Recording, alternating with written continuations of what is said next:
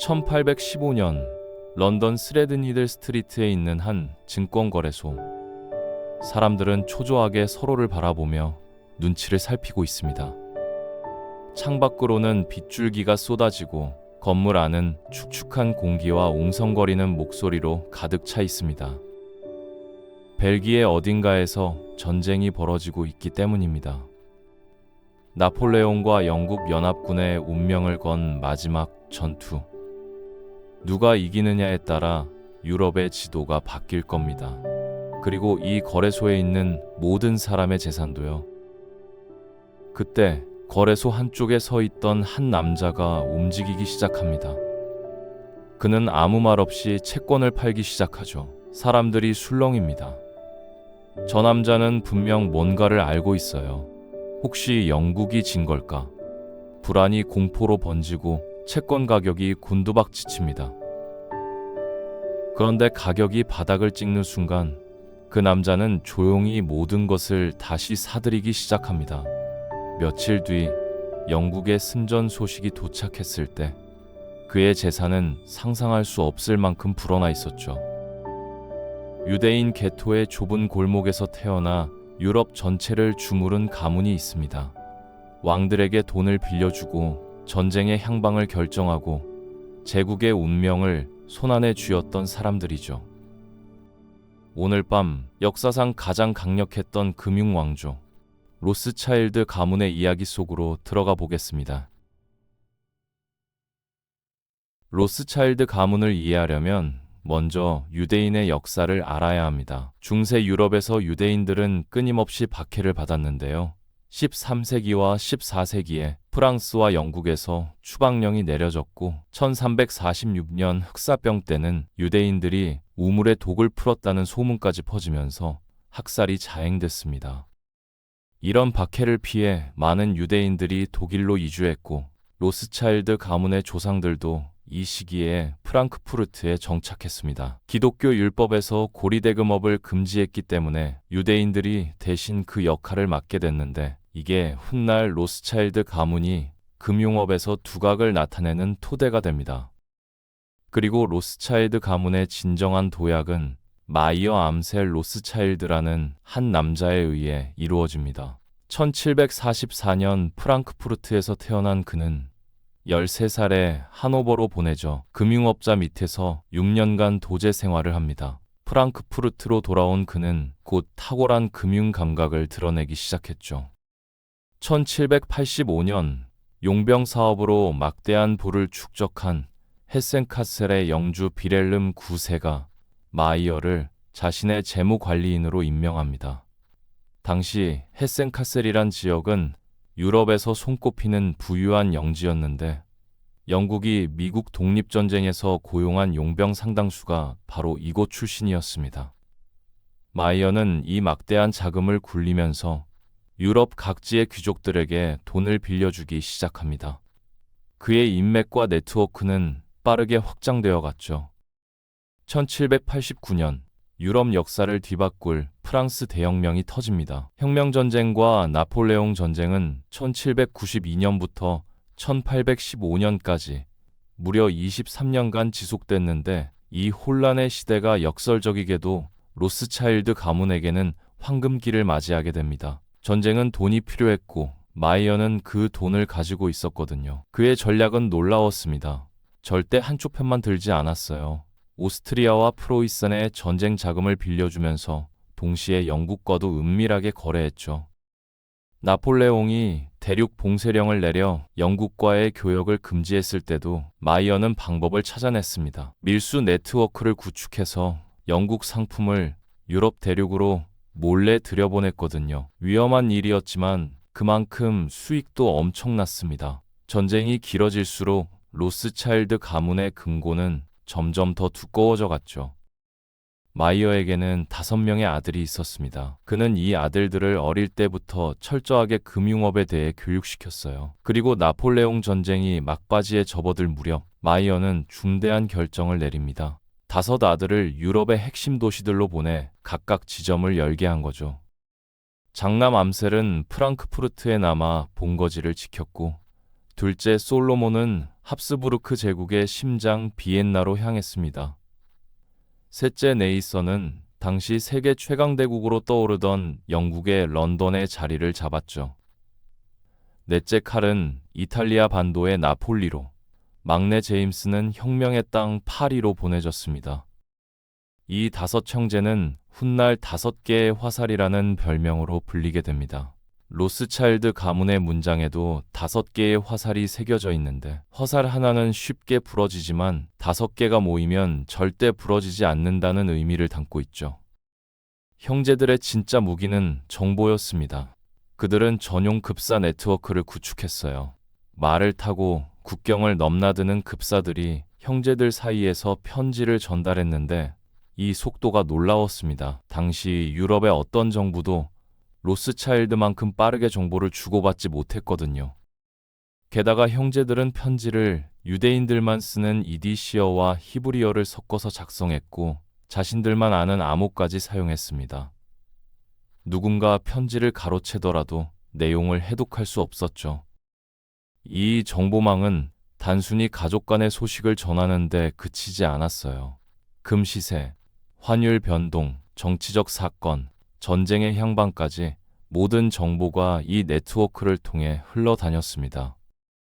그 위력이 가장 극적으로 드러난 게 바로 1815년 워털루 전투였습니다. 로스차일드 가문은 전장 근처에 자신들의 정보원을 배치해 두고 있었거든요. 전투가 끝나자마자 정보원은 말을 타고 해안으로 달렸고 폭풍우가 몰아치는 영국 해협을 작은 배로 건넜습니다. 그 소식을 전해받은 셋째 네이선은 영국 정부보다 무려 24시간이나 먼저 승전보를 손에 쥔 거죠. 그는 곧장 증권거래소로 향했습니다.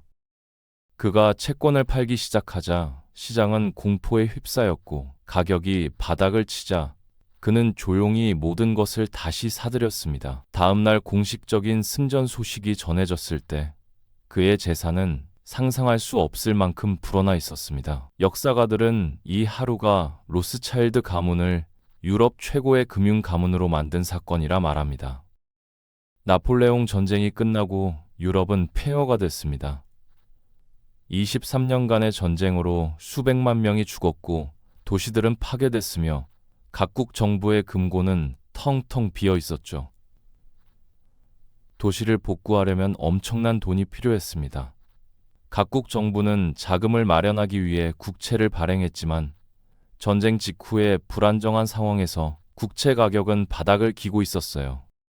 그리고 로스차일드 형제들은 이 기회를 놓치지 않았습니다. 폭락한 각국 정부의 채권을 헐값에 사들이기 시작한 거죠. 프랑스 국채, 프로이센 국채, 오스트리아 국채가 로스차일드의 금고로 흘러들어갔습니다. 그리고 경제가 서서히 회복되면서 이 채권들의 가치는 몇 배로 뛰어올랐습니다. 전쟁이 끝난 뒤에도 로스차일드 가문의 금고는 멈추지 않고 점점 채워져 갔습니다. 파리 지점을 맡은 막내 제임스 로스차일드의 활약은 특히 눈부셨습니다. 1817년 그는 25살의 나이에 드 로스차일드 형제은행을 설립하고 프랑스 산업화의 핵심 투자자가 됩니다. 북부 공업도시 릴의 방직 공장들, 르아브르 항구의 확장 공사, 그리고 무엇보다 철도 건설에 막대한 자금을 쏟아부었어요. 1840년대 프랑스 북부 철도 회사의 최대 주주가 바로 제임스 로스차일드였습니다. 파리에서 릴까지, 파리에서 브뤼셀까지 달리는 기차의 뒤에는 로스차일드의 돈이 있었던 거죠. 1830년 벨기에가 네덜란드로부터 독립을 선언합니다. 신생 국가에는 돈이 필요했어요. 군대를 유지하고 정부를 운영하고 국가로서의 기반을 다지려면 자금이 있어야 했거든요. 이때 제임스 로스차일드가 나섰습니다. 그는 벨기에의 초대 국왕 레오폴드 1세의 주요 재정 지원자가 됐어요. 벨기에 국채를 대량으로 매입하고 신생 정부에 필요한 자금을 빌려줬죠. 대가로 로스차일드 가문은 벨기에 경제에서 독보적인 위치를 차지하게 됩니다. 한 나라의 탄생 뒤에 로스차일드가 있었던 겁니다. 런던 지점의 네이선 로스차일드는 더 큰 무대에서 활약하고 있었습니다. 19세기는 대영 제국의 시대였거든요. 인도를 지배하고 호주의 식민지를 세우고 싱가포르와 홍콩을 손에 넣은 영국은 세계 최강 대국이었습니다. 네이선은 이 거대한 제국의 금고지기 역할을 자처했죠. 1820년대 중반 영국 정부가 심각한 자금난에 빠졌을 때 네이선 로스차일드는 정부에게 거액을 빌려줬습니다. 영국 중앙은행조차 해결하지 못한 문제였죠. 이때 네이선이 거액을 빌려주며 위기를 넘겼고 이 사건 이후 그의 영향력은 하늘을 찔렀습니다. 1833년 역사적인 일이 벌어집니다. 영국 의회가 제국 전역에서 노예제도를 폐지하기로 결정한 거예요. 도덕적으로는 당연히 옳은 일이었지만 현실적인 문제가 있었습니다. 카리브해 식민지의 농장주들에게 보상금을 지급해야 했거든요. 노예를 재산으로 여기던 시대였으니까요. 필요한 금액은 2천만 파운드, 지금 돈으로 환산하면 수조 원에 달하는 천문학적인 액수였습니다. 영국 정부의 연간 예산 전체와 맞먹는 돈이었어요. 노예제 폐지는 통과됐지만 돈이 없었던 영국 정부에게 네이선 로스차일드가 또 나섰습니다. 그는 정부에 필요한 자금을 빌려줬고 덕분에 이 역사적인 개혁이 실현될 수 있었습니다. 아이러니하게도 노예제 폐지라는 인류 역사의 위대한 진보가 한 금융가의 대출로 가능해진 거였습니다. 로스차일드 가문의 영향력이 어디까지 뻗어 있었는지 보여주는 사례죠. 1845년 아일랜드에 큰 재앙이 닥칩니다. 감자 역병이 전국을 휩쓸었어요. 당시 아일랜드 농민 대부분은 감자에 의존해 살고 있었는데 그 감자가 역병으로 인해 모두 썩어버렸습니다. 이로 인해 1845년부터 1852년까지 약 100만 명이 굶어 죽었고 또 다른 100만 명 이상이 고향을 떠나야 했습니다. 아일랜드 인구의 4분의 1이 사라진 겁니다. 이때 라이오넬 로스차일드가 영국 구호협회의 핵심 재정 지원자로 나섭니다. 그는 기근 구호를 위해 거액을 기부했고 스코틀랜드 고지대 주민들이 새로운 삶을 찾아 이주할 수 있도록 이민 지원 단체에도 자금을 댔습니다. 로스차일드 가문의 영향력은 단순히 돈을 빌려주는 것에 그치지 않았습니다. 그들은 정치에도 깊숙이 개입했어요. 1853년 크림 전쟁이 발발합니다. 러시아 제국과 오스만 투르크, 영국, 프랑스 연합군이 맞붙은 전쟁이었죠. 표면적으로는 흑해의 패권을 두고 벌인 전쟁이었지만 라이오넬 로스차일드에게 이 전쟁은 다른 의미가 있었습니다. 당시 러시아 제국은 유럽에서 가장 심한 반유대주의 정책을 펼치고 있었습니다. 정착 경계선이라는 제도를 만들어 유대인들이 특정 지역 밖에서는 살 수 없게 했고 유대인들을 집단으로 폭행하고 학살하는 일도 빈번했습니다.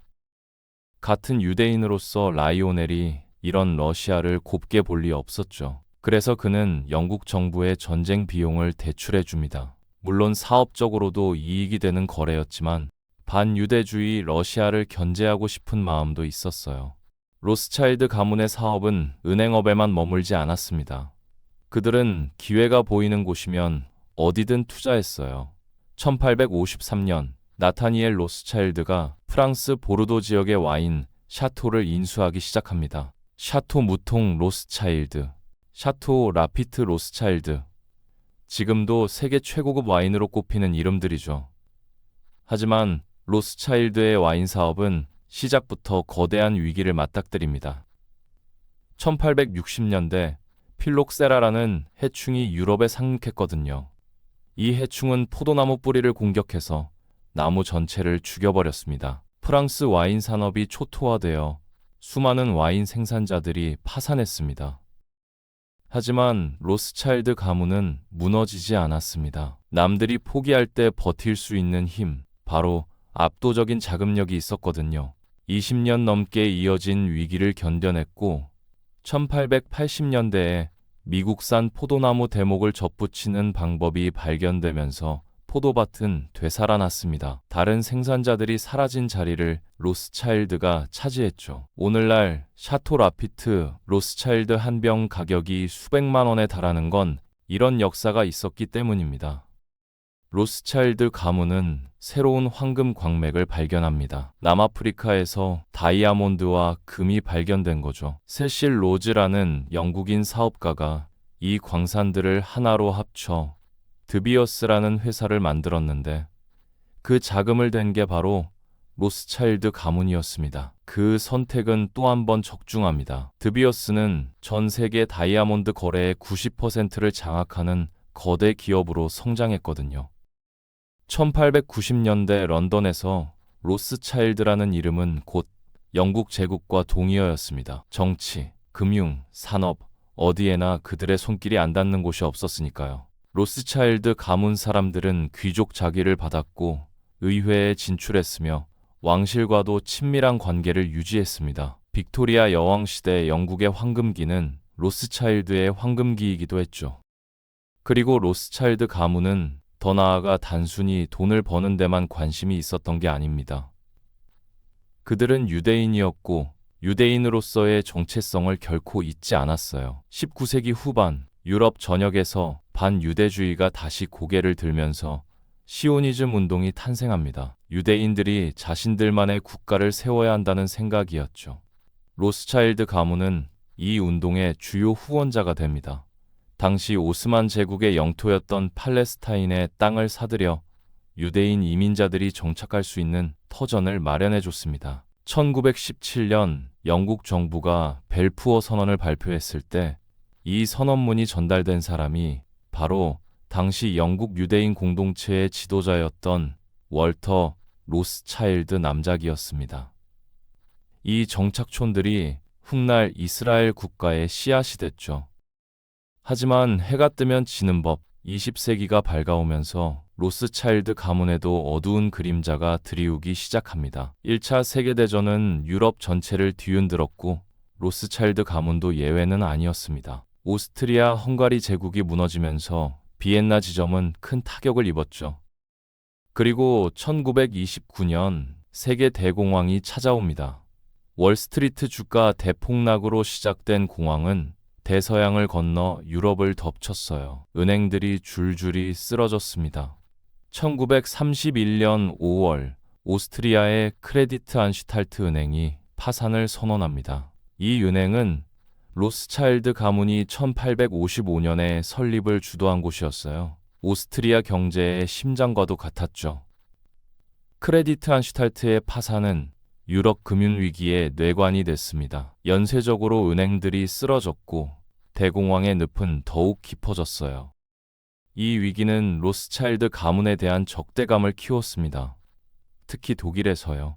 나치 세력은 유대인 금융 자본이 세계를 조종한다는 음모론을 퍼뜨리고 있었는데 크레디트 안슈탈트 사태는 그들에게 완벽한 먹잇감이었습니다. 유대인 은행가들이 경제를 파탄냈다고 선동하기 딱 좋았으니까요. 그리고 1933년 아돌프 히틀러가 독일 총리가 됩니다. 나치의 유대인 박해가 본격적으로 시작됐어요. 1938년 독일이 오스트리아를 합병하자 비엔나 지점의 수장 루이 나타니엘 드 로스차일드는 체포됐고 거액의 몸값을 지불하고 나서야 풀려날 수 있었습니다.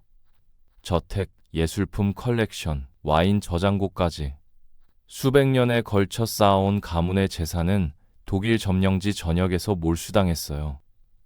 대부분의 가문 구성원들은 목숨만 건진 채 스위스나 영국으로 피신해야 했습니다. 1945년 전쟁은 끝났습니다. 하지만 로스차일드 가문에게 돌아온 건 폐허뿐이었어요. 빼앗긴 재산 중 상당 부분은 영영 찾을 수 없었죠. 그리고 더 큰 문제가 있었습니다. 세계의 판이 완전히 바뀌어 있었거든요. 금융의 중심이 런던과 파리에서 뉴욕 월스트리트로 넘어간 겁니다. 로스차일드 가문이 200년간 군림했던 유럽은 더 이상 세계의 중심이 아니었어요. 그렇다고 로스차일드 가문이 사라진 건 아닙니다. 오늘날 로스차일드 앤 코는 런던과 파리를 거점으로 기업 인수합병 자문, 자산관리 등의 사업을 하고 있어요. 와인 사업도 물론 건재합니다. 샤토 라피트 로스차일드는 여전히 세계 최고급 와인 중 하나로 꼽히고요. 하지만 19세기처럼 국가의 운명을 좌우하는 영향력은 없었습니다. 2024년 2월 마지막 4대 로스차일드 남작인 제이콕 로스차일드가 세상을 떠났습니다. 한때 유럽을 주무르던 가문의 후손이었지만 그의 부고 기사는 일론 머스크나 제프 베이조스처럼 세계를 뒤흔드는 거부의 죽음으로 다뤄지지 않았어요. 시대가 바뀐 거죠. 그래도 로스차일드라는 이름은 여전히 묵직한 상징성을 가지고 있습니다. 18세기 말 프랑크푸르트 유대인 게토의 좁은 골목, 붉은 방패가 그려진 간판 아래에서 시작된 한 가문이 유럽 전체를 움직이는 금융제국을 건설했어요. 왕들에게 돈을 빌려주고 전쟁의 향방을 결정하고 제국의 확장을 뒷받침하고 산업혁명을 가속화했습니다. 그들이 역사의 흐름을 바꾼 걸까요? 아니면 역사의 흐름을 타고 성장한 걸까요? 아마 둘 다일 겁니다.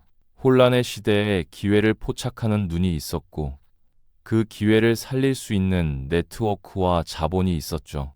그리고 무엇보다 가족이라는 끈끈한 유대가 있었습니다. 5개의 화살은 하나로 묶여 있을 때 절대 부러지지 않는다는 그 믿음 말이에요. 로스차일드 가문의 이야기는 자본주의의 역사이기도 하고 유대인의 역사이기도 하며 근현대 유럽의 역사이기도 합니다. 이 가문을 빼놓고는 지난 200년의 세계사를 제대로 이해할 수 없어요. 프랑크푸르트 게토의 좁은 골목에서 시작해 유럽 전체를 움직였던 5개의 화살. 그 화살은 이제 예전만큼 날카롭지 않지만 역사에 남긴 자국만큼은 영원히 지워지지 않을 겁니다. 오늘 밤 이야기는 여기까지입니다. 편안한 밤 되세요.